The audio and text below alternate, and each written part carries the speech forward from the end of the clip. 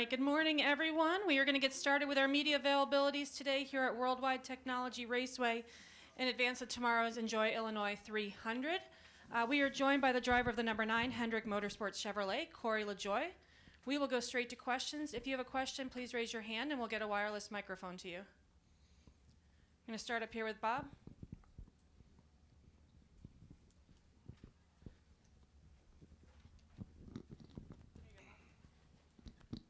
Bob Hackers, Fox Sports. How have you been sleeping? Like a baby, Bob. Because it's weird, man. It's like the dream is like during the day right now. You get the call from, I missed the call from Mr. Hendrick, so he left me a voicemail. I woke up to it on Wednesday morning. I told the wife, I was like, honey, I missed the call.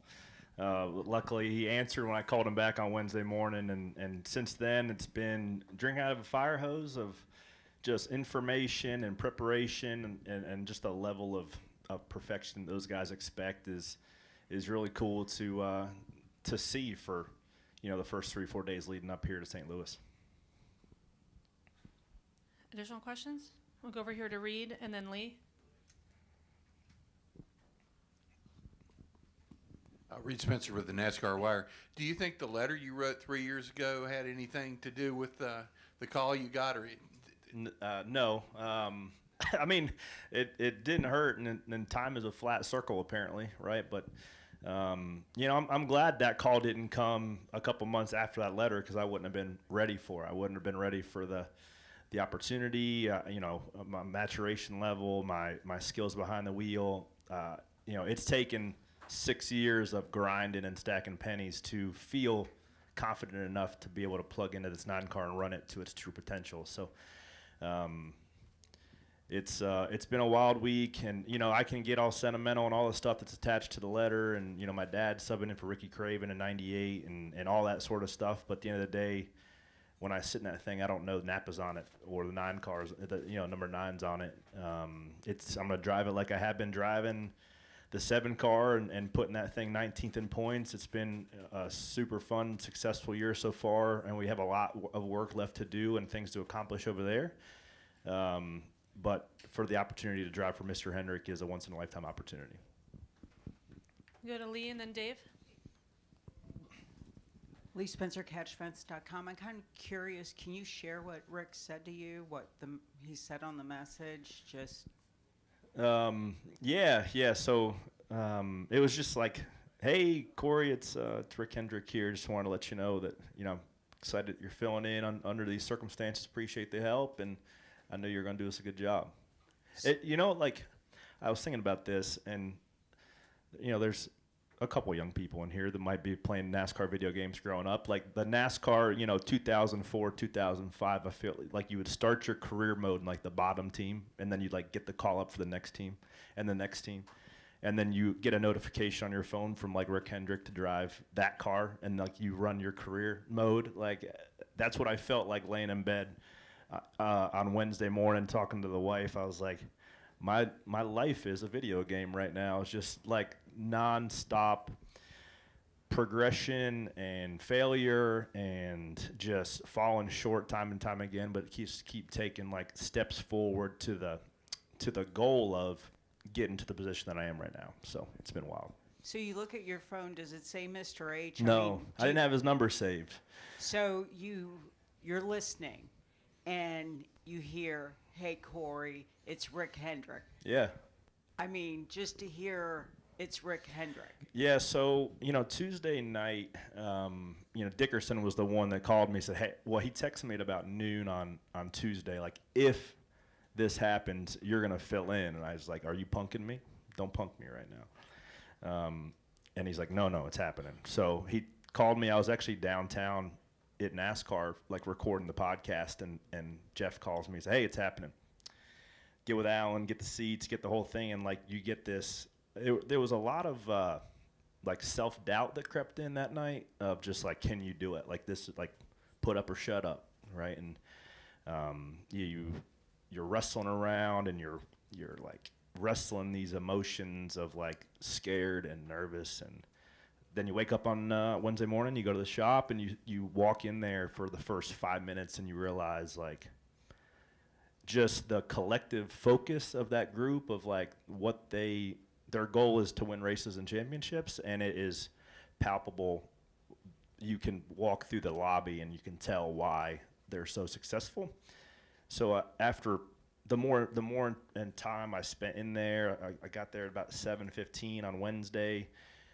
Spent about an hour and a half with Alan and his engineers and walked through the shop, and then about after 8:30 we went to the simulator, spent some time there, and just started looking at how those guys, obviously the difference in setups was interesting to drive and feel out and see how William, just the tendencies of how those guys drive of braking techniques and steering wheel angle and things like that was something that I've never had access to.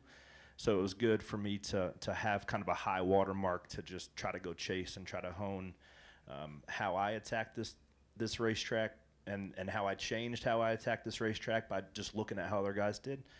So I can see how I left with much more confidence Wednesday of seeing the process and just the system that those guys have, that you could plug in somebody with good talent, and then that's how they become great in those, like in the process with those tools and resources, become, those guys build champions for a reason, because they can extract the very best, and then even more so. So it's pretty impressive to see. And man, I've been here 3 days, right? And I'm going to be my philosophy of how I approach a weekend, how I prepare, how I am going to engage with my team at Spire going forward is gonna change.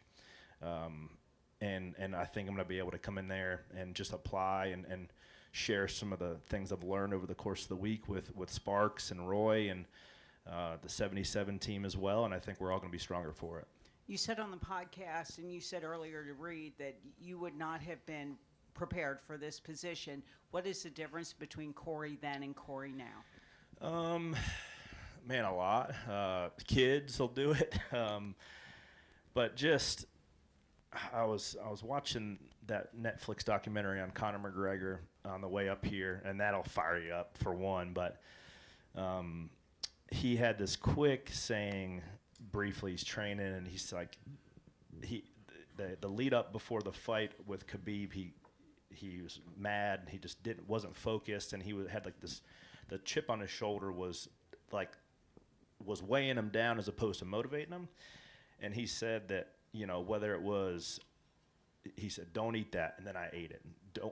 I'm going to wake up at 6 o'clock, and then you don't wake up at 6 o'clock. I'm going to go work out at this time, and you don't go work out at this time. So you string together these defeats, like these mental defeats, and then you don't feel confident that when the big challenge comes that you can rise to the occasion. So the last 6-8 months, maybe a little less than that, probably 6 months, have been like me preparing for today, just not knowing if it ever come. It would just be like getting rid of those small defeats of, if you're going to wake up at 5:30, you're waking up at 5:30, not 5:32. If you're going to work out at 7, you're getting there at 6:58, and leaning into the word, and just not making excuses or exceptions to the pursuit of the person that you want to be, not the person that you are, the person that you're striving to be. So, and then you go to Hendrick, and then you see that there's 500 people over there that have the same mentality, and it's like, okay, like that's why they're so freaking good.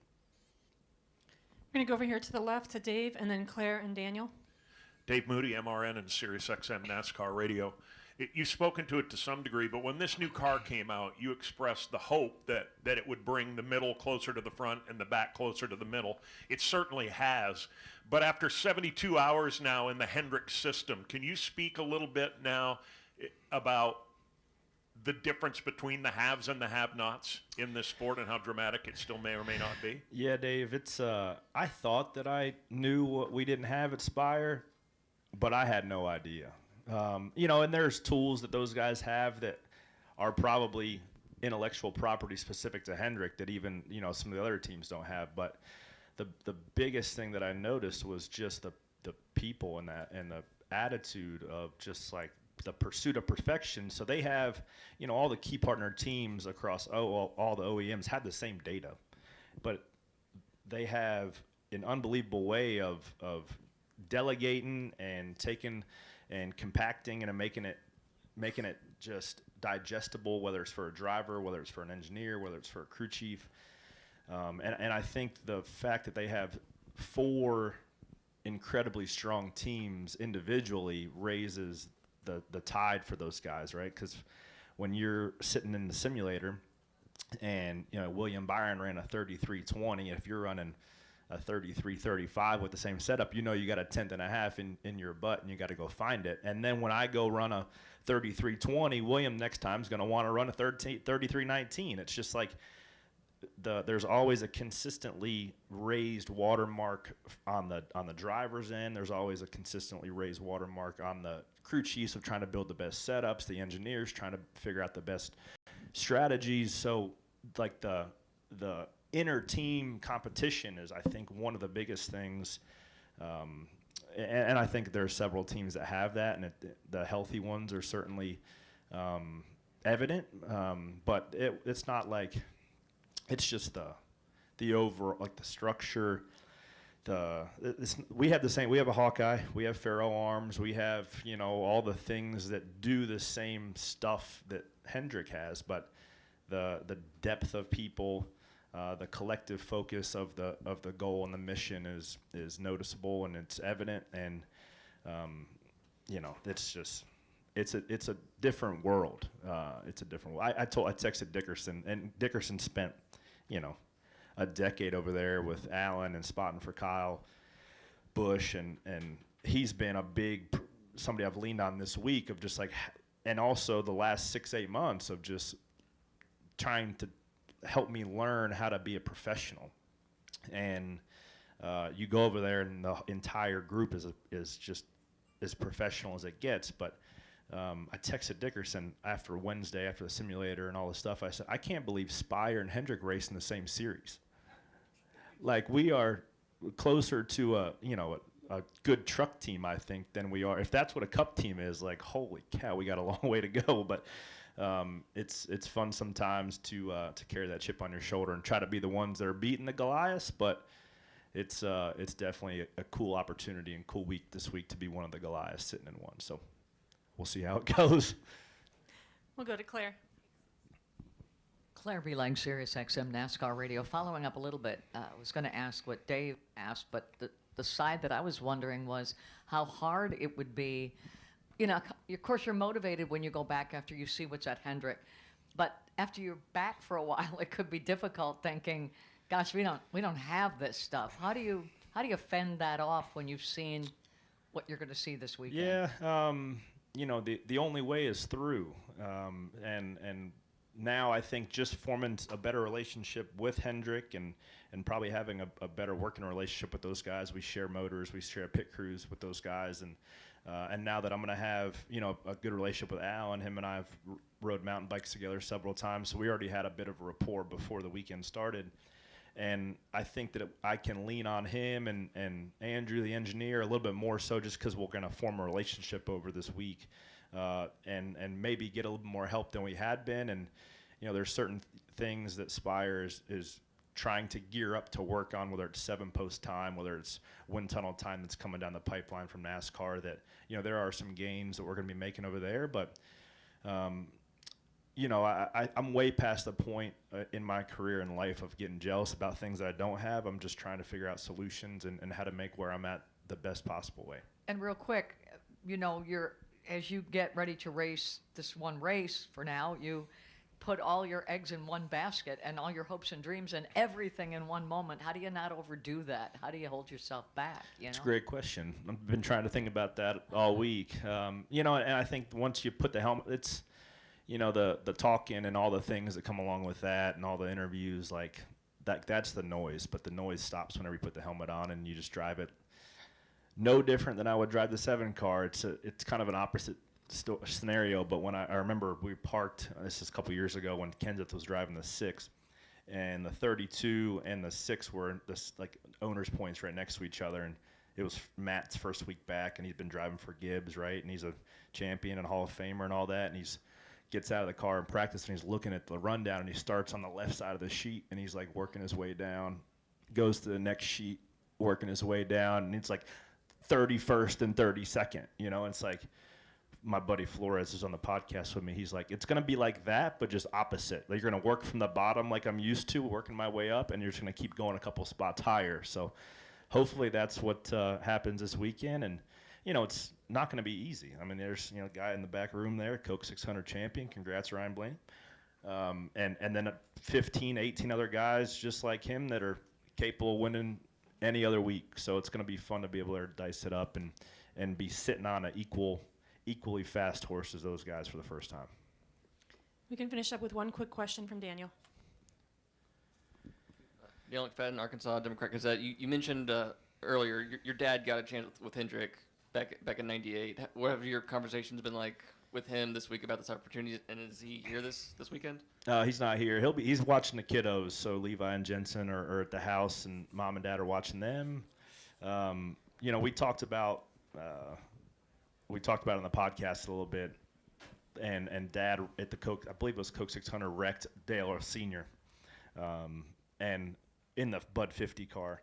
So Ryan's like, hey, at least you're not going to wreck Dale Sr. in your opportunity with Hendrick, and you're not even be able to wreck Chase Elliott because you're driving his car. So I guess that if that's your measuring stick, I think I'm going to be in pretty good shape.